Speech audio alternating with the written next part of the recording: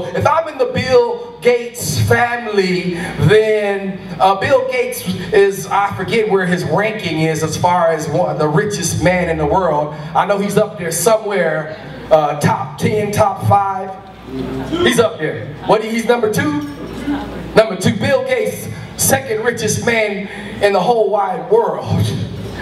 If I'm a Gates, and I know that my daddy is the second richest man in the whole wide world, then I know I don't have to go around begging for nothing because of who my daddy is. I know if I have a need for something. As a matter of fact, because I'm a Gates, I don't even have needs. Come on. I don't have needs. I don't have needs because my daddy is so rich that all I got to do is open up my mouth, and here I am. My daddy is the second richest man in the whole wide world.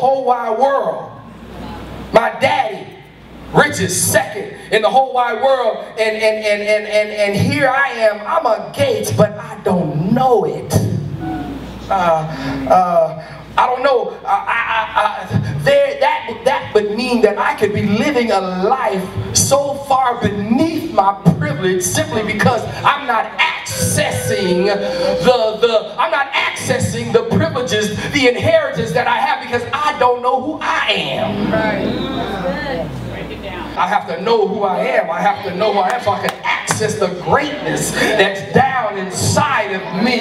So I can stop living beneath my privilege and stop living like I'm oh my God, I don't know, some outcast, orphan, outlaw. I can stop living like that because I know the God that I serve has a cattle on 1,000 hills.